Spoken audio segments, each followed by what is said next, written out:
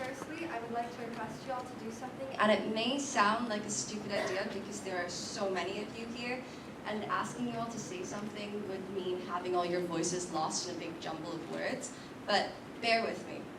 On the count of 3, I want you all to scream out your hopes and dreams. 1, 2, and 3. Music! Science school! I don't know. It makes a muddled auditory mess, doesn't it? It feels almost as if our dreams are always destined to be drowned in an ocean of noise that is the rest of the world. But I want you all to know that you all have the capability and the right to achieve those dreams regardless of your personal circumstances, time, location, or any other factors.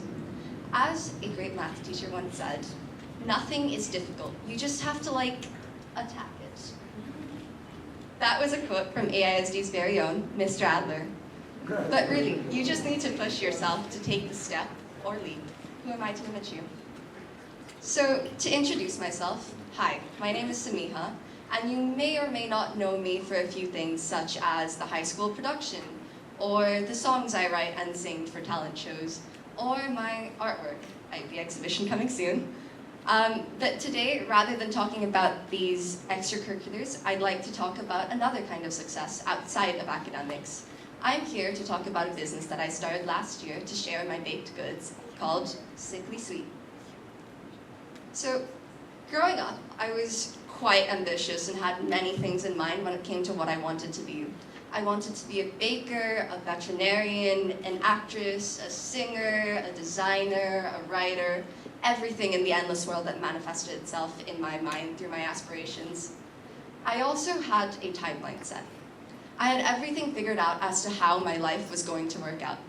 By the age of 10, I had a list of veterinary colleges I wanted to apply to, a diary full of handwritten songs and designs, and a few horrible attempts at trying to write sheet music that I still can't look at without cringing today. Sounds like a child who's got her life planned out, doesn't she? Well, things don't always go as planned, because the human mind works in strange ways, and I realized veterinary school wasn't going to be the place for me for various reasons.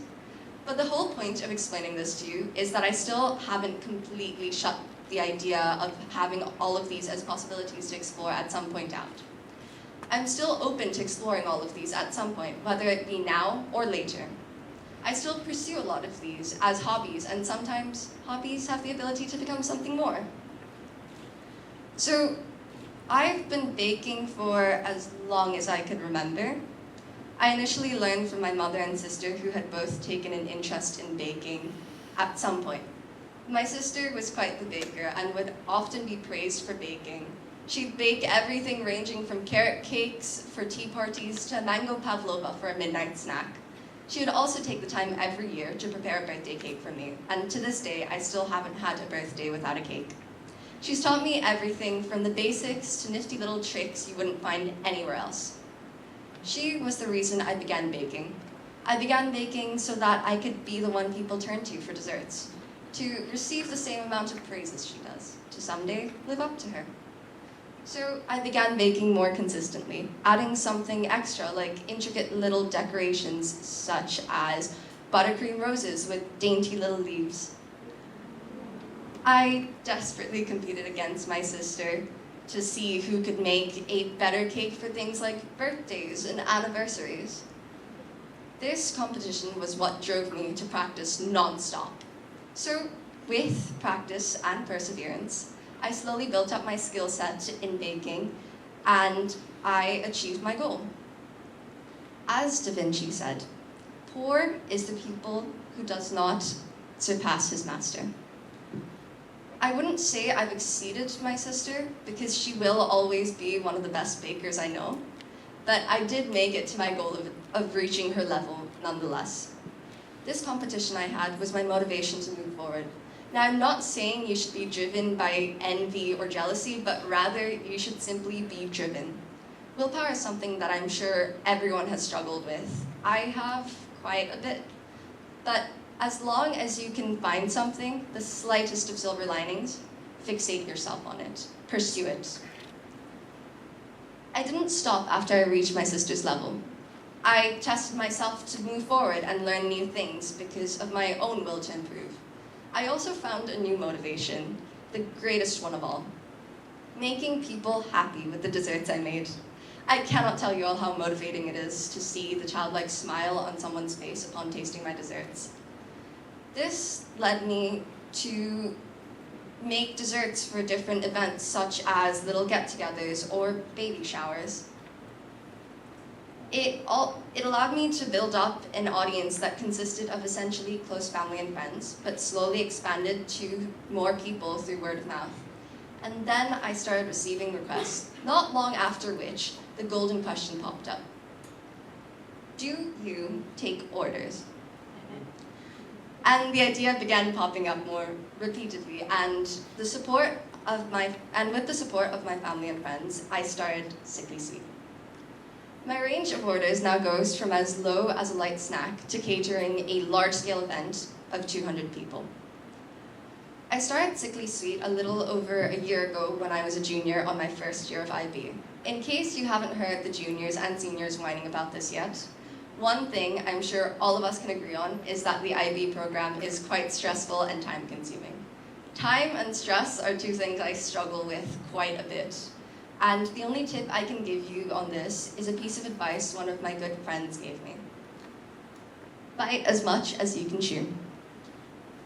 My friends do a good job at telling me exactly what I need to hear. I seriously recommend getting a few of these because they're a good investment. It was important for me to hear this because I often find myself loading myself up with orders only to be a nervous wreck the next day when I have a cake to ice that's due in 2 hours and 2 summatives the next day. I had struggled quite a bit with finding a balance between my academic work and social life. The key is to know when to politely decline. Another thing I struggle with, saying no. For someone giving a presentation on entrepreneurship, I'm really not built for business. As I'm currently on my second year of IB, I'm required to be more attentive and focused. So I've limited the orders I take, and I've become more selective with when I accept orders.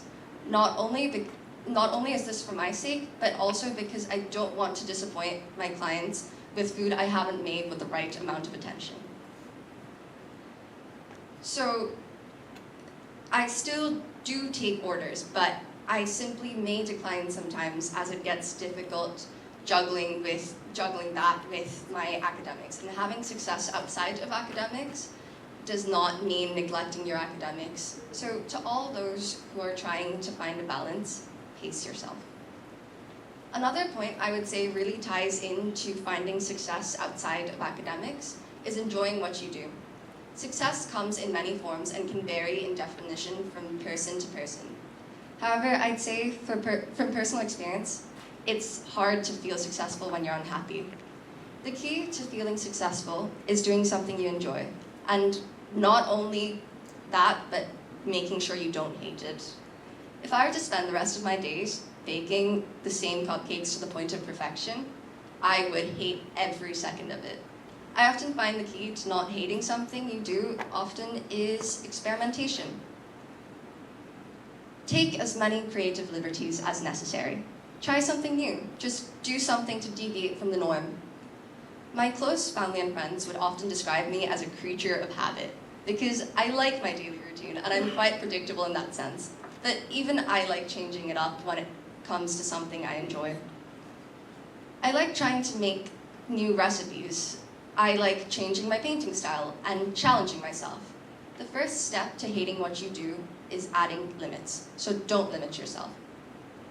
With that being said, I'd say those are the 3 main tips to finding success outside of academics. Having the drive to get started on something that interests you, time management to continue it sustainably, and experimentation to explore other possibilities. Thank you.